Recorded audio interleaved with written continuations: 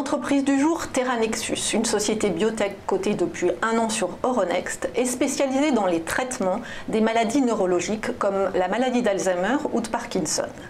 Avec nous ce matin sur le plateau, son PDG, Franck Mouton, bonjour. Bonjour, merci de me recevoir. Je vous en prie. Alors pour commencer, est-ce que vous pourriez nous faire un bref historique de la société, sa création, ses effectifs, son cœur de métier? Très bien, donc aujourd'hui la société compte 17 salariés. C'est une société qui a été créée en mars 2013. C'est un essaimage du commissariat à l'énergie atomique. Mathieu Charveria et moi-même étions chercheurs au CEA et c'est dans le cadre des recherches que nous menions au CEA sur les maladies neurologiques que nous avons identifié la technologie et que nous exploitons aujourd'hui dans la société. Alors pourquoi avoir choisi les maladies neurologiques ? Parce que d'abord, la technologie que nous avons développée s'appliquait aux maladies neurologiques. Par ailleurs, vous savez que dans ce domaine-là, les besoins médicaux sont extrêmement importants. On peut le voir dans toutes ces pathologies, que ce soit les douleurs. Hier, nous avons annoncé, dans le cadre de la Journée mondiale de la douleur, le lancement d'un programme de phase 2 dans cette indication. On parle aussi beaucoup de la maladie d'Alzheimer, des troubles neurologiques comme l'épilepsie, comme la schizophrénie, etc. Donc toutes ces maladies-là ont des besoins aujourd'hui énorme en termes de satisfaction des patients et donc c'est pour ça qu'on a choisi de développer notre technologie compte tenu de tous ces besoins actuellement à satisfaire. C'est-à-dire que les traitements actuels ne sont pas suffisamment efficaces pour toutes ces pathologies? Exactement, ça reste aujourd'hui la première cause d'invalidité dans le monde, ces maladies, en dépit de l'arsenal thérapeutique disponible. Donc on voit bien qu'aujourd'hui, compte tenu de l'invalidité que génèrent ces maladies, quand bien même il y a des traitements, il y a un besoin énorme de pouvoir effectivement satisfaire ces patients et de réduire l'invalidité de ces maladies. Alors en quoi votre modèle et vos produits sont innovants par rapport à tous ces traitements qui existent déjà ? Alors la première chose, c'est qu'effectivement nous avons une innovation de rupture dans le domaine de la neurologie puisque jusqu'à maintenant, tous les médicaments qui ciblaient ces maladies agissaient uniquement sur un seul compartiment de notre cerveau, qu'on connaît tous, que sont les neurones. Et ce que nous avons identifié, Mathieu et moi, lorsque nous étions au CEA, c'est que l'autre compartiment de notre cerveau, qui correspond à 50% de la masse de notre cerveau, qu'on appelle les cellules gliales, joue un rôle très important dans la réponse à ces traitements, que sont les antidépresseurs, les anxiolytiques, les psychostimulants, les hypnotiques. Et jusqu'à présent, ces cellules n'étaient pas, ce 50%-là n'était pas visé par les traitements existants. Exactement. Et donc, ce que fait Terranexus, c'est d'agir sur ces cellules gliales en même temps qu'on agit sur les cellules neuronales pour des traitements plus efficaces. Et c'est là qu'est la rupture. Après, nous avons fait des choix d'exploitation qui nous ont permis en fait de développer une plateforme propriétaire qui consiste à générer différents candidats médicaments, puisque cette technologie en fait se décline quelle que soit la voie de neurotransmission et par conséquent quel que soit le médicament qu'on utilise, antidépresseurs, psychostimulants, etc. Et que nous avons pu développer une plateforme et cette plateforme-là aussi nous différencie. Donc on a une première différenciation qui est la différenciation technologique. Oui. Et nous avons une seconde différenciation qui est d'assembler au sein d'un même comprimé deux médicaments. Un médicament qui agit sur les neurones, c'est le psychotrope, c'est antidépresseur, psychostimulant, etc. Et un autre médicament que nous avons identifié par repositionnement. Le repositionnement, ça consiste à identifier une nouvelle application à un médicament qui est déjà utilisé chez l'homme dans une autre application.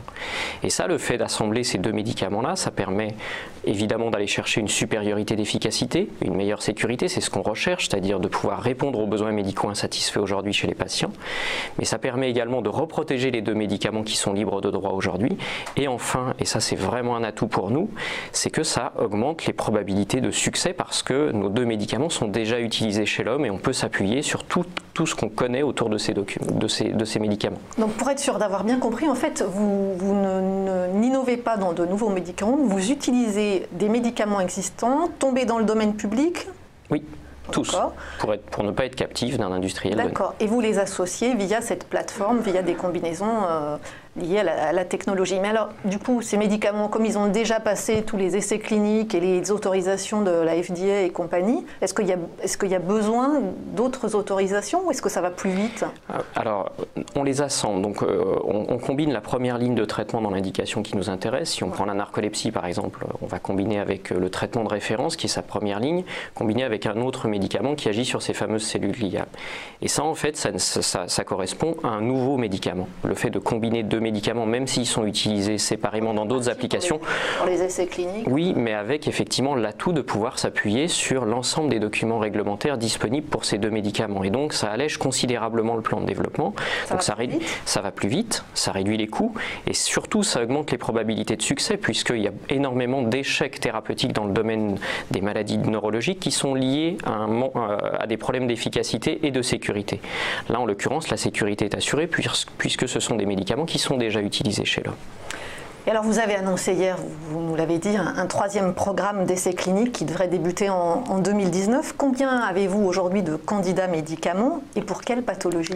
Donc nous avons 3 candidats médicaments aujourd'hui, dont 2 qui vont donc dans des phases 2 dès à présent. Le premier qui est THN102, donc, qui est une combinaison entre la première ligne de traitement dans la narcolepsie combinée avec un autre médicament, comme je vous l'ai dit, qui agit sur les cellules gliales. Et ce candidat médicament est aujourd'hui en train de terminer sa phase 2 chez les patients narcoleptiques, en train de réaliser sa phase 2 chez les patients atteints de somnolence dans la maladie de Parkinson.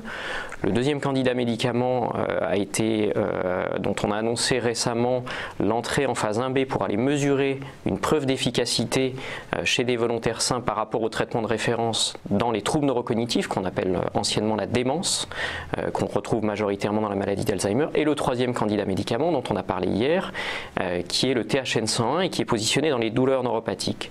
Douleurs neuropathiques qui sont extrêmement invalidantes aujourd'hui et pour lesquelles vous savez que la crise, en particulier aux États-Unis, liée aux opioïdes, conduit les autorités réglementaires à soutenir toute initiative qui permettrait justement d'éviter ces traitements-là. Et Theranexus fait partie de ces candidats qui propose une solution alternative à cette crise. Alors quel est le taux d'échec quand on est en phase 2? Alors justement, si je dois comparer, si on était parti sur une nouvelle entité chimique, c'est-à-dire une nouvelle molécule qui n'a jamais vu l'homme, on serait environ à moins de 30% de taux de succès. Si on prend la technologie Theranexus et on compare avec des technologies de repositionnement qui n'ont rien à voir avec notre technologie, mais si on se compare sur le fait d'utiliser des médicaments qui sont déjà enregistrés, on passe de 26% de taux de succès à 48%. Donc uniquement sur la théorie du recul d'utilisation d'autres approches, mais si on se compare, en tout cas, on serait sur un facteur 2 environ d'amélioration de la probabilité de succès. Alors, vous menez les candidats médicaments jusqu'à la fin de la phase 2, et alors ensuite, que se passe-t-il pour la phase 3? Après, donc, nous, le modèle économique de Theranexus que nous avons choisi, qui est l'option centrale aujourd'hui, c'est d'aller chercher un partenaire qui a la capacité de finir le développement, c'est-à-dire de réaliser les phases 3 et l'enregistrement, et de lui licencier le candidat médicament en sortie de phase 2, avec une licence qui peut être globale, qui peut être régionale, selon le type d'acteur. Donc alors si je vous suis, l'année prochaine, il y a potentiellement 2 accords de licence avec des laboratoires qui peuvent être signés. Alors là en l'occurrence sur le premier candidat médicament, le THN102 qui est positionné à la fois sur les patients narcoleptiques, c'est une maladie orpheline, et sur les patients somnolents atteints de Parkinson, ce sera une licence unique mais sur ces 2 applications-là. Donc avec un potentiel de valeur qui est décuplé compte tenu du potentiel d'application de ces deux indications. Et donc c'est un seul accord de licence avec un partenaire et comme je vous l'ai dit qui pourra être régional par exemple qu'aux États-Unis ou global sur l'ensemble de la planète. Et alors est-ce que vous savez déjà avec quel partenaire vous allez signer? Non, évidemment non. Vous avez déjà des pistes? On a des pistes, un certain nombre d'acteurs sont en confidentialité avec nous et discutent déjà fortement sur nos résultats déjà réalisés. Et donc on a effectivement un certain nombre d'acteurs qui sont positionnés et qui sont en attente de nos résultats pour réaliser ce type d'accord. Alors si la société est bénéficiaire en 2019 grâce à ce type d'accord, quelles seront les prochaines étapes de développement pour Theranexus? Alors, je pense que l'ambition de Mathieu et moi, en tant que fondateurs, c'est on a été pionniers dans un domaine qui est justement d'agir à la fois sur les cellules neuronales et les cellules non neuronales du cerveau.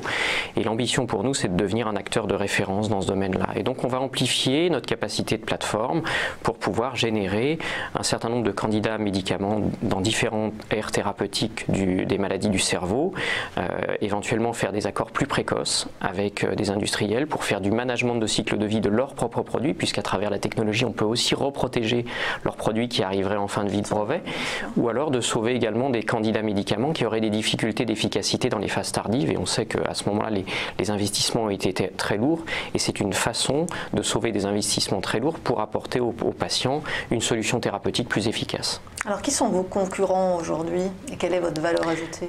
Alors, si je prends par exemple la narcolepsie et la somnolence dans le Parkinson, on peut considérer que des gens comme Jazz Pharma, des gens comme Takeda, des gens comme Eisai sont des concurrents, mais également des clients, parce que ce sont avant tout des gens qui investissent dans ces franchises-là et souhaitent voir effectivement quels sont les produits qui sont actuellement disponibles. Donc ce sont à la fois des compétiteurs et des clients pour nous.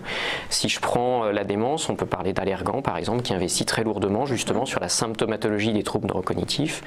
On peut aussi parler dans la douleur de Novartis, qui a fait un accord en 2015 et qui investit aussi lourdement. Donc vous voyez, je dirais que nos concurrents... On a une petite idée des gens avec qui vous pourriez discuter pour les accords de licence. C'est des gens de toute façon qu'on ira voir pour leur présenter nos résultats, ça c'est sûr. Et vous me demandiez quelle était la différence, la valeur ajoutée, effectivement. La valeur ajoutée, c'est vraiment sur l'aspect technologique, c'est-à-dire que cette approche-là permet réellement de maximiser l'efficacité du produit. En tout cas, on l'a démontré à différents stades, y compris au stade clinique pour notre premier candidat médicament.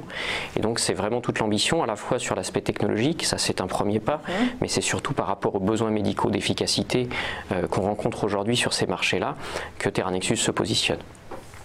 Alors on termine avec un mot sur votre parcours boursier. Vous êtes coté depuis environ 1 an sur Euronext. Quel bilan tirez-vous de cette première année de cotation? Je dirais d'abord qu'on s'est bien maintenu par rapport à l'ensemble de l'indice Next Biotech, si on compare par exemple sur les sociétés qui se sont cotées à peu près au même moment. Je dirais qu'on a la chance d'avoir des investisseurs qui en fait se sont inscrits dans la durée pour voir apparaître les différents résultats cliniques. Je pense qu'on est vraiment sur ces catalyseurs-là. Mais plutôt sur des investisseurs institutionnels ou particuliers? On a plutôt une base institutionnelle. Avec effectivement, comme vous pouvez le voir, une liquidité qui est relativement faible et qui explique effectivement cette projection que font les investisseurs sur les prochains résultats à venir et les prochains catalyseurs de la société. Sur 2019. Merci beaucoup Franck Mouton. Un grand merci à vous. PDG de Théranexus.